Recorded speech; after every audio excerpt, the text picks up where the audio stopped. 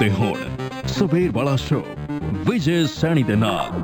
Border ਪਹਿਲਾਂ ਜਦੋਂ ਇਹਨੂੰ ਬੰਦ ਕੀਤੇ ਜਾਣ ਦੇ ਹੁਕਮ ਜਾਰੀ ਕੀਤੇ ਗਏ ਸੀ 21 ਮਾਰਚ ਨੂੰ ਉਹ ਆਰਡਰ ਜਾਰੀ ਕੀਤਾ ਗਿਆ ਸੀ। ਅਪ੍ਰੈਲ ਤੱਕ ਬਾਰਡਰ ਬੰਦ ਕੀਤਾ ਗਿਆ। ਆਰਡਰ ਦੇ ਕੇ ਬਾਰਡਰ ਬੰਦ ਕੀਤਾ ਗਿਆ ਨਾਨ ਐਸੈਂਸ਼ੀਅਲ ਟਰੈਵਲ ਲਈ। ਫਿਰ ਉਸ ਤੋਂ ਬਾਅਦ ਅਪ੍ਰੈਲ ਦੇ ਵਿੱਚ ਐਕਸਟੈਂਸ਼ਨ ਕੀਤੀ ਗਈ ਜਿਹੜੀ ਕਿ ਹੁਣ 21 ਮਈ ਨੂੰ ਐਕਸਪਾਇਰ ਹੋਣੀ ਆ। ਪਰ ਹੁਣ ਜਿਹੜੇ sources with the knowledge of bilateral talks, ਦੁਵੱਲੀ ਗੱਲਬਾਤ ਦੀ ਜਾਣਕਾਰੀ ਵਾਲੇ ਬੇਨਾਮ ਸੂਤਰ ਨਾ ਹੋਣ ਤਾਂ ਜਰਨਲਿਜ਼ਮ ਦਾ ਕੀ ਬਣੇ। ਹਾਂ, ਕੀ ਕਹਿ ਰਹੇ ਨੇ ਸੂਤਰ? ਉਹ ਕਹਿ ਰਹੇ ਕਿ ਹੁਣ 1 ਮਹੀਨੇ ਦੀ ਹੋਰ ਐਕਸਟੈਂਸ਼ਨ ਬਾਰਡਰ ਕਲੋਜ਼ਰ ਨੂੰ ਮਿਲ ਜਾਣੀ ਹੈ। ਤੇ ਦੋਨੋਂ ਪਾਸੇ ਦੀਆਂ ਜਿਹੜੀਆਂ ਪਾਰਟੀਆਂ ਰਾਜ਼ੀ ਹੋ ਗਈਆਂ ਜਾਪਦੀਆਂ ਨੇ ਕਿਉਂਕਿ ਕੈਨੇਡਾ ਵਿਜੇ ਬਾਰ-ਬਾਰ ਇਹ ਗੱਲ ਕਹਿ ਰਿਹਾ ਕਿ ਦੇਖੋ, ਕੈਨੇਡਾ ਦੇ ਵਿੱਚ ਸਭ ਤੋਂ ਪਹਿਲਾਂ ਸੂਬੇ ਇਸ ਗੱਲ ਨੂੰ ਚੱਕ ਰਹੇ ਨੇ ਕਿ ਬਾਰਡਰ ਨੂੰ ਨਾ ਖੋਲ੍ਹਿਆ ਜਾਵੇ, ਕਿ ਐਟਲੀਸਟ ਫॉर ਅਨਦਰ ਮੰਥ। ਜੀ, ਸਭ ਤੋਂ ਪਹਿਲਾਂ ਇਹ ਗੱਲ BC ਨੇ ਕੀਤੀ। ਇਹ ਗੱਲ ਫਿਰ ਓਨਟਾਰੀਓ ਵੱਲੋਂ ਵੀ ਦੁਹਰਾਈ ਗਈ ਤੇ ਕਿਊਬੈਕ ਵੱਲੋਂ ਵੀ ਇਹ ਗੱਲ ਕੀਤੀ ਗਈ ਹੈ ਕਿ ਜੇਕਰ ਬਾਰਡਰ ਖੋਲ੍ਹਿਆ ਗਿਆ, ਜਿੰਨਾ ਵੀ ਚੰਗਾ ਕੰਮ ਹੋਇਆ ਹੈਗਾ ਪ੍ਰੋਵਿੰਸ਼ੀਅਲ ਲੈਵਲ ਤੇ ਫੈਡਰਲ ਲੈਵਲ ਤੇ ਕੈਨੇਡਾ ਦੇ ਵਿੱਚ, ਉਹ ਸਾਰੇ ਦਾ ਸਾਰਾ ਖਿੱਲਰ ਸਕਦਾ। ਇਨਫੈਕਟ ਵਾਸੂ ਜਿਹੜਾ BC ਦੇ ਜਿਹੜਾ ਆਪਣਾ ਬਾਰਡਰ ਲੱਗਦਾ ਵਾਸ਼ਿੰਗਟਨ ਸਟੇਟ ਦੇ ਨਾਲ, ਇਹਦੇ ਨਾਲ ਜੋ ਜੁੜੀ ਹੋਏ ਕੰਸਰਨ ਸੀ ਉਹਨੂੰ ਸਭ ਤੋਂ ਪਹਿਲਾਂ ਰੇਜ਼ ਕਰਨ ਵਾਲੇ BC ਦੇ ਹੈਲਥ ਮਿਨਿਸਟਰ ਏਡਰੀਅਨ ਡਿਕਸ ਹੀ ਸੀਗੇ। ਉਹਨਾਂ ਨੇ ਫਰਵਰੀ ਮਾਰਚ ਦੇ ਵਿੱਚ ਇਹ ਗੱਲ ਕੀਤੀ ਸੀ ਕਿ ਸਾਨੂੰ ਹੁਣ ਇਹ ਵੀ ਦੇਖਣਾ ਪੈਣਾ ਵੀ ਜਿੰਨੀ ਤੇਜ਼ੀ ਨਾਲ ਵਾਸ਼ਿੰਗਟਨ ਸਟੇਟ 'ਚ ਕੇਸਿਸ ਵੱਧ ਰਹੇ ਨੇ, ਆ ਜਿਹੜੀ ਆਵਾਜਾਈ ਹੈ ਇਹਦੇ ਬਾਰੇ ਸੋਚਣਾ ਪੈਣਾ। ਉਸ ਤੋਂ ਬਾਅਦ ਹੀ ਫਿਰ ਇਹ ਜਿਹੜਾ ਨਾਨ ਐਸੈਂਸ਼ੀਅਲ ਟਰੈਵਲ ਤੇ ਰੋਕ ਉਹ ਲਗਾਈ ਗਈ ਸੀ। ਵੀਰੇ, ਇਸ ਪੂਰੀ ਸਥਿਤੀ ਦੀ ਜਿਹੜੀ ਗ੍ਰੈਵਿਟੀ ਆ, ਇਸ ਗੱਲ ਤੋਂ ਸਮਝ ਲੱਗ ਸਕਦੀ ਹੈ ਕਿ ਜਿੰਨੇ ਕੇਸਿਸ ਡੈਟਰੋਇਟ ਸਿਟੀ ਦੇ ਵਿੱਚ ਹੈਗੇ ਆ, ਪੂਰੇ ਓਨਟਾਰੀਓ ਪ੍ਰੋਵਿੰਸ ਵਿੱਚ ਉਨੇ ਕੇਸਿਸ ਨਹੀਂ ਹੈਗੇ। ਵਾਸੂ, ਜੇ ਅਸੀਂ ਇੱਕ ਹੋਰ ਕੰਪੈਰੀਜ਼ਨ ਕਰੀਏ, ਬਿਲਕੁਲ ਤੁਸੀਂ ਸਹੀ ਗੱਲ ਕੀਤੀ ਹੈ। ਓਨਟਾਰੀਓ ਛੋਟਾ ਸੂਬਾ ਨਹੀਂ, ਕੈਨੇਡਾ ਦੇ ਸਭ ਤੋਂ ਵੱਧ ਆਬਾਦੀ ਵਾਲਾ ਸੂਬਾ ਓਨਟਾਰੀਓ ਆ। ਤੇ ਜਦੋਂ ਅਸੀਂ ਗੱਲ ਕਰਦੇ ਹਾਂ ਓਨਟਾਰੀਓ ਦੇ ਵਿੱਚ ਨੰਬਰ ਆਫ ਕੇਸਿਸ ਦੀ, ਅਸੀਂ ਕਹਿੰਦੇ ਹਾਂ ਕਿ ਦੇਖੋ ਮੈਕਸਿਮਮ ਕੇਸਿਸ ਕਿਊਬੈਕ ਤੇ ਫਿਰ ਓਨਟਾਰੀਓ, ਕਿ ਜਿੰਨਾ ਕੈਨੇਡਾ ਦਾ ਕੇਸ ਲੋਡ ਆ ਉਹ ਤਕਰੀਬਨ 70% ਕੇਸਿਸ ਤੇ ਉਹਨਾਂ ਦੋ ਪ੍ਰੋਵਿੰਸਿਸ ਵਿੱਚੋਂ ਹੀ ਨੇ। ਪੂਰਾ ਓਨਟਾਰੀਓ ਇੱਕ ਪਾਸੇ ਤੇ ਕੱਲਾ ਡੈਟਰੋਇਟ ਇੱਕ ਪਾਸੇ, ਸਿਟੀ ਆਫ ਡੈਟਰੋਇਟ, ਇੱਕ ਸ਼ਹਿਰ ਤੇ ਇੱਕ ਸੂਬਾ। ਇਹ ਕੰਪੈਰੀਜ਼ਨ ਹੁਣ ਜੇ ਅਸੀਂ ਇੱਧਰ ਹੋਰ ਨੇੜੇ ਚੱਲੀਏ, ਜੇ ਵਾਸ਼ਿੰਗਟਨ ਸਟੇਟ ਤੇ BC ਦਾ ਕੰਪੈਰੀਜ਼ਨ ਕਰੀਏ, ਵਾਸ਼ਿੰਗਟਨ ਸਟੇਟ ਦੀ ਆਬਾਦੀ BC ਦੀ ਆਬਾਦੀ ਨਾਲੋਂ 1.5 ਗੁਣਾ। ਪਰ ਜੇ ਨੰਬਰ ਆਫ ਕੇਸਿਸ ਦੇਖੀਏ, ਵਾਸ਼ਿੰਗਟਨ ਸਟੇਟ 'ਚ COVID-19 ਦੇ ਪੋਜ਼ੀਟਿਵ ਮਾਮਲਿਆਂ ਦੀ ਗਿਣਤੀ BC ਨਾਲੋਂ 7 ਗੁਣਾ। 7 ਗੁਣਾ। ਸੋ ਆਬਾਦੀ 1.5 ਗੁਣਾ, ਕੇਸਿਸ 7 ਗੁਣਾ, ਨੰਬਰ ਆਫ ਡੈਥਸ ਵੀ ਆਲਮੋਸਟ 7 ਗੁਣਾ ਵਾਸ਼ਿੰਗਟਨ ਸਟੇਟ ਦੇ ਵਿੱਚ।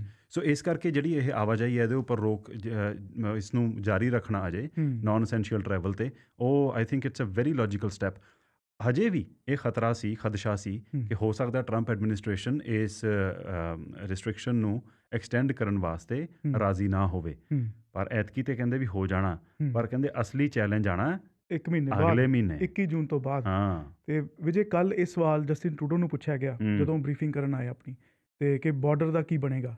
ਤੇ ਉਹਨਾਂ ਨੇ ਕਿਹਾ ਕਿ ਬਾਰਡਰ ਨੂੰ ਅਸੀਂ ਖੋਲ੍ਹਣ ਜਦੋਂ ਸੋਚਾਂਗੇ, will be very very careful about it. ਬਹੁਤ ਸੋਚ ਸਮਝ ਕੇ ਕਹਿੰਦੇ ਬਾਰਡਰ ਨੂੰ ਖੋਲ੍ਹਿਆ ਜਾਏਗਾ। ਕਹਿੰਦੇ ਪ੍ਰਾਇਓਰਿਟੀ ਸਾਡੀ ਜਿਹੜੀ ਆ, ਪ੍ਰਾਥਮਿਕਤਾ ਇਸੇ ਚੀਜ਼ ਨੂੰ ਦਿੱਤੀ ਜਾਏਗੀ ਕਿ ਕੈਨੇਡੀਅਨਸ ਦੀ ਸਿਹਤ, ਕੈਨੇਡੀਅਨਸ ਦੀ ਸੇਫਟੀ ਉਹ ਬਰਕਰਾਰ ਰਵੇ। ਤੇ ਕਹਿੰਦੇ ਕਿ ਲਗਾਤਾਰ ਸਰਕਾਰ, US ਦੀ ਸਰਕਾਰ ਦੇ ਨਾਲ ਕੌਂਸਟੈਂਟ ਐਂਡ ਕੰਸਟਰਕਟਿਵ ਡਾਇਲੋਗ ਕਹਿੰਦੇ ਲਗਾਤਾਰ ਚੱਲ ਰਿਹਾ ਹੈ, ਕਿ ਗੱਲਬਾਤ ਜਿਹੜੀ ਹੈ ਲਗਾਤਾਰ ਸੰਪਰਕ ਵਿੱਚ ਨੇ ਦੋਨੋਂ ਸਰਕਾਰਾਂ ਹੈਗੀਆਂ।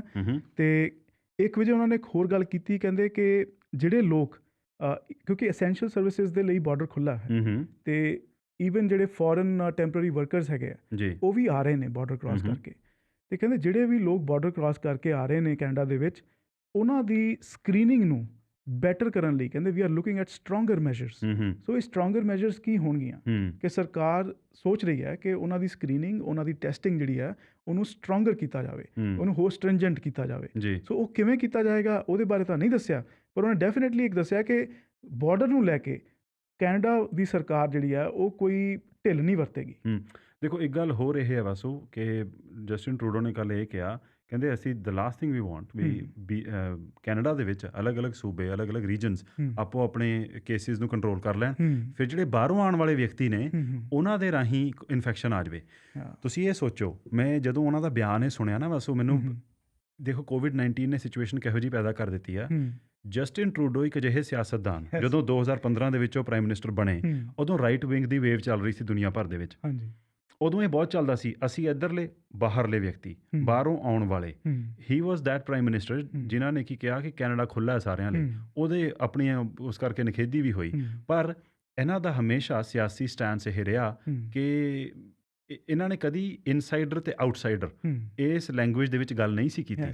ਪਰ ਕੋਵਿਡ-19 ਨੇ ਜਸਟਿਨ ਟਰੂਡੋ ਦੇ ਜ਼ੁਬਾਨ ਤੋਂ ਵੀ ਇਹੋ ਜਿਹੇ ਲਫ਼ਜ਼ ਕਢਵਾ ਦਿੱਤੇ। ਕਿਉਂਕਿ ਪਹਿਲਾਂ ਜਿਹੜੀ ਗੱਲ ਹੁੰਦੀ ਸੀ ਬਾਰਡਰ ਕਲੋਜ਼ ਕਰਨ ਦੀ, ਉਹ ਇਮੀਗ੍ਰੇਸ਼ਨ ਦੇ ਲਿਹਾਜ਼ ਤੋਂ ਹੁੰਦੀ ਸੀ। ਹੁਣ ਹੋ ਰਹੀ ਆ ਹੈਲਥ ਕੰਸਰਨਸ ਦੇ ਲਿਹਾਜ਼ ਤੇ ਕੋਈ ਵੀ ਪ੍ਰਾਈਮ ਮਿਨਿਸਟਰ ਇਹ ਨਹੀਂ ਕਹਿ ਸਕਦਾ ਕਿ ਕੈਨੇਡੀਅਨਸ ਦੀ ਹੈਲਥ ਪੈਰਾਮਾਊਂਟ ਨਹੀਂ ਹੈਗੀ ਮੇਰੇ ਲਈ। ਪ੍ਰਾਇੋਰਟੀ ਜਿਹੜੀ ਆ ਉਹ ਕੈਨੇਡੀਅਨਸ ਦੀ ਸੁਰੱਖਿਆ ਤੇ ਕੈਨੇਡੀਅਨਸ ਦੀ ਹੈਲਥ ਹੀ ਰਹੇਗੀ। ਪਹਿਲਾਂ ਸਰਕਾਰ ਦੀ ਆਰਗੂਮੈਂਟ ਇਹ ਸੀ ਕਿ ਜੇਕਰ ਕੋਈ ਰਿਫਿਊਜੀਜ਼ ਆ ਵੀ ਜਾਂਦੇ ਨੇ, ਦੇयर ਆਰ ਇਨਫ ਸੇਫਗਾਰਡਸ ਇਨ ਪਲੇਸ ਕਿ ਉਹਨਾਂ ਦੀ ਜਿਹੜੀ ਟੈਸਟਿੰਗ ਸਕਰੀਨਿੰਗ ਹੋ ਕੇ ਉਹ ਆਉਂਦੇ ਨੇ, ਉਹਨਾਂ ਦੀ ਪੂਰੀ ਇੰਟਰਵਿਊ ਹੁੰਦੀ, ਸਭ ਕੁਝ ਹੁੰਦਾ। ਜਿਹੜੀ ਉਹ ਟੈਸਟਿੰਗ ਸਕਰੀਨਿੰਗ ਆ ਉਹ ਸਿਕਿਉਰਿਟੀ ਪੁਆਇੰਟ ਆਫ ਵਿਊ ਤੋਂ ਇਹ ਹੈਲਥ ਹੈ। ਤੇ ਸਾਰਾ ਕੁਝ ਕਿੰਨਾ ਬਦਲ ਗਿਆ। ਯੈਸ, ਤੇ ਜੇ ਉਹ ਕੈਨੇਡਾ ਦੇ ਵਿੱਚ ਆ ਜਾਂਦੇ ਆ, ਉਹਨਾਂ ਦੇ ਕਰਕੇ ਕੈਨੇਡੀਅਨਸ ਦੀ ਸੁਰੱਖਿਆ ਨੂੰ ਕੋਈ ਖਤਰਾ ਨਹੀਂ ਹੈ। ਮੇਨ ਆਰਗੂਮੈਂਟ ਇਹ ਸੀ, ਇਸ ਕਰਕੇ ਰਿਫਿਊਜੀਜ਼ ਆ ਸਕਦੇ ਸੀ। ਪਹਿਲਾਂ ਉਹ ਸੁਰੱਖਿਆ ਦੇ ਮਾਇਨੇ ਹੋਰ ਸੀ, ਹੁਣ ਸੁਰੱਖਿਆ ਦੇ ਮਾਇਨੇ ਬਣ ਗਏ ਨੇ ਡਾਇਰੈਕਟਲੀ ਇਨਫੈਕਟੇਬਿਲਿਟੀ ਪੋਟੈਂਸ਼ੀਅਲ ਦੇ ਨਾਲ, ਵੀ ਕੋਵਿਡ-19 ਦੀ ਇਨਫੈਕਸ਼ਨ ਕਿੰਨੀ ਜ਼ਿਆਦਾ ਫੈਲ ਸਕਦੀ ਹੈ ਤੇ ਉਹਨੂੰ ਕਿਵੇਂ ਠੱਲ ਪਾਉਣੀ ਆ। ਸੋ ਇਸੇ ਕਰਕੇ ਜਸਟਿਨ ਟਰੂਡੋ ਨੇ ਵੀ ਕਿਹਾ ਕਿ ਜਦੋਂ ਵਿਦਿਨ ਕੈਨੇਡਾ ਅਸੀਂ ਅਲੱਗ-ਅਲੱਗ ਸੂਬਿਆਂ ਨੇ ਇਸ ਇਨਫੈਕਸ਼ਨ ਨੂੰ ਕੰਟਰੋਲ ਕਰ ਲਿਆ, ਹੁਣ ਬਾਹਰੋਂ ਆਉਣ ਵਾਲੇ ਇਹ ਇਨਫੈਕਸ਼ਨ ਨਾ ਲੈ ਆਉਣ, ਇਸ ਕਰਕੇ ਸਾਨੂੰ ਚੁਕੰਨੇ ਰਹਿਣਾ ਪੈਣਾ। ਇਹਦੇ ਵਾਸਤੇ ਜਿਹੜਾ ਨਾਨ ਐਸੈਂਸ਼ੀਅਲ ਟਰੈਵਲ ਹੈ ਬਾਰਡਰਸ ਦੇ ਉੱਪਰ, ਉਹਨੂੰ 1 ਮਹੀਨਾ ਹੋਰ ਐਕਸਟੈਂਡ ਕੀਤੇ ਜਾਣ ਦੇ ਪੂਰੇ ਆਸਾਰ ਨੇ। ਆਫੀਸ਼ੀਅਲ ਆਰਡਰ ਅਜੇ ਜਾਰੀ ਨਹੀਂ ਹੋਇਆ, ਪਰ ਉਹੀ ਸੂਤਰਾਂ ਨੇ ਇਹ ਦੱਸਿਆ, ਕਹਿੰਦੇ ਕਿ ਵੀ ਇਹ ਹੋ ਜਾਣਾ, ਕਿਉਂਕਿ ਵਾਸ਼ਿੰਗਟਨ ਵੀ ਇਸ ਗੱਲ ਵਾਸਤੇ ਰਾਜ਼ੀ ਹੈ। ਕਿਉਂਕਿ ਵਿਜੇ ਬਾਰ-ਬਾਰ ਹੈਲਥ ਅਥਾਰਟੀਜ਼ ਕਹਿ ਰਹੀਆਂ ਨੇ, ਸ਼ੁਰੂ ਤੋਂ ਹੀ ਕਹਿ ਰਹੀਆਂ ਨੇ, ਫਰਮ ਡੇ 1, ਕਿ ਸੈਕੰਡ ਐਂਡ ਥਰਡ ਵੇਵ ਇਹ ਜਿਹੜੀਆਂ ਆਉਣ ਦੇ ਅਸਾਰ ਪੂਰੇ ਹੈਗੇ ਆ ਕੋਵਿਡ-19 ਦੇ। ਤੇ ਜੇਕਰ ਇਸ ਸੈਕੰਡ ਵੇਵ ਦਾ ਕਾਰਨ ਬਾਰਡਰ ਕ੍ਰਾਸ ਕਰਕੇ ਆਏ ਲੋਕ ਬਣੇ ਤੇ ਫਿਰ ਬੜੀ ਇਹ ਇੱਕ ਮੰਦਭਾਗੀ ਗੱਲ ਹੋਏਗੀ ਕਿ ਜਿਹੜੀ ਗੱਲ ਦਾ ਪਹਿਲਾਂ ਹੀ ਆਈਡੀਆ ਸੀ ਤੁਹਾਨੂੰ ਕਿ ਕੈਨੇਡਾ ਦੇ ਵਿੱਚ ਸਥਿਤੀ ਇੰਨੀ ਜ਼ਿਆਦਾ ਖਰਾਬ ਨਹੀਂ ਹੈ as compare to the US, ਤੇ ਤੁਸੀਂ ਫਿਰ ਵੀ ਜੇ ਬਾਰਡਰ ਕਲੋਜ਼ ਨਾ ਰੱਖਿਆ, ਤੁਸੀਂ ਸਿਆਸੀ ਦਬਾਅ ਦੇ ਵਿੱਚ ਆ ਕੇ ਜਾਂ ਇਕਨੋਮਿਕ ਪ੍ਰੈਸ਼ਰ ਦੇ ਵਿੱਚ ਆ ਕੇ ਤੁਸੀਂ ਜੇ ਬਾਰਡਰ ਖੋਲ੍ਹਤਾ ਤੇ ਉਹਦੇ ਕਰਕੇ ਜੇ ਸੈਕੰਡ ਵੇਵ ਆਉਂਦੀ ਹੈ ਤੇ ਫਿਰ ਬਹੁਤ ਮੰਦਭਾਗੀ ਗੱਲ